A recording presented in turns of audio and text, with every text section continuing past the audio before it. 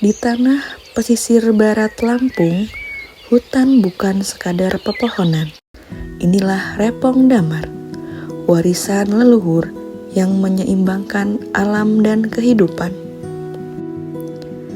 Setiap tetes getahnya menyimpan kisah kesabaran, ketekunan, dan harmoni manusia dengan alam. Kearifan lokal menjadikan Repong Damar di Krui terkenal sebagai kebun damar mata kucing yang diwariskan lintas generasi.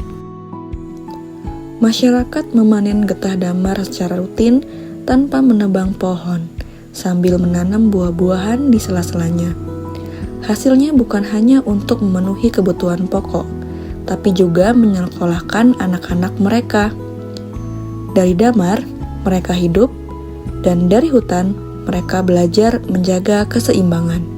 Wilayah pesisir tengah Krui didominasi hutan tropis Dipterocarpaceae yang dikelola turun-temurun. Repong Damar bukan hanya sumber penghidupan, tetapi juga benteng ekologi. Kawasan ini mampu memulihkan diri menyerupai hutan primer, menjadi habitat berbagai satwa dan tumbuhan langka. Sistem ini mencegah peramban, penebang liar, dan konversi lahan di sekitar Taman Nasional Bukit Barisan Selatan. Karena peran besar menjaga kelestarian hutan, masyarakat adat Krui menerima penghargaan Kalpataru tahun 1997 sebagai penyelamat lingkungan. Spesies utama di Repong Damar adalah Sorea javanica atau yang disebut damar mata kucing. Pohon ini menjulang hingga 40 meter dengan akar banir besar dan batang lurus. Getah damar atau resin keluar dari luka alami atau sayatan pada kulit pohon. Ada dua jenis damar. Yang pertama, damar batu, berwarna coklat tua dan keluar alami dari pohon tua. Yang kedua, damar mata kucing, berwarna bening kekuningan dengan kualitas terbaik dan bernilai tinggi. Penyadapan baru bisa dilakukan setelah pohon berusia 15 hingga 20 tahun dan terus menghasilkan getah selama 50 tahun berikutnya. Proses pemanenan damar atau ngunduh damar dilakukan dengan hati-hati. Beberapa alat yang dibutuhkan adalah tali rotan atau disebut dengan pikat damar, kemudian kapak kecil, ember penampung getah, dan pisau kikis. Petani biasanya memakai baju panjang, topi, sarung tangan, dan sepatu untuk melindungi diri dari serpihan resin, sengtan matahari, dan juga gigitan serangga.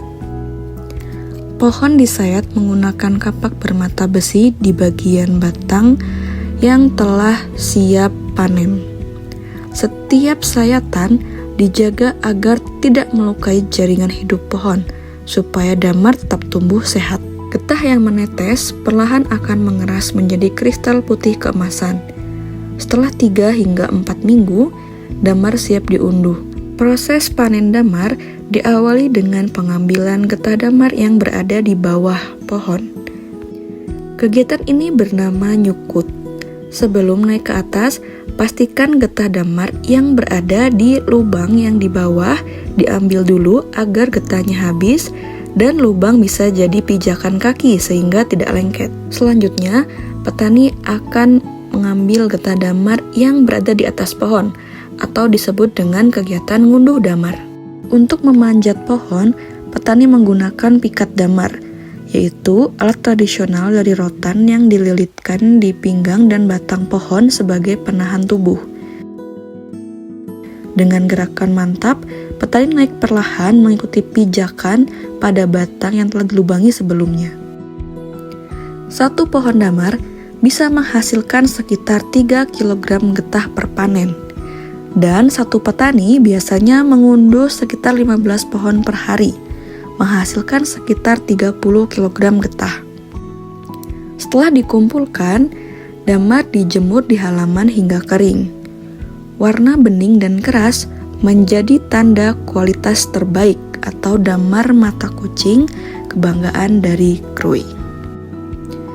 Sedangkan damar yang lain akan dipilah berdasarkan grade-nya. Secara umum, Getah damar diklasifikasikan menjadi beberapa grade atau mutu berdasarkan warna, kejernihan, ukuran, dan kadar kotoran atau debu, kulit kayu, dan tanah.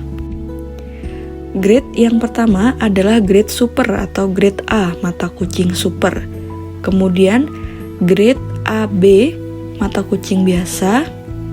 Kemudian grade C, damar kuning. Dan grade DE atau damar abu. Dan yang terakhir, damar batu. Repong damar bukan hanya hutan penghasil resin, tetapi juga laboratorium alami yang menyimpan karbon seperti hutan hujan tropis. Dengan struktur vegetasi berlapis dan keanekaragaman tinggi, sistem ini berperan besar dalam mitigasi perubahan iklim sekaligus memberikan penghidupan berkelanjutan. Dari repong damar, masyarakat Krui belajar bahwa alam akan memberi selama manusia menjaga. Lebih dari sekedar sumber ekonomi, damar adalah pelajaran tentang keseimbangan dan rasa syukur.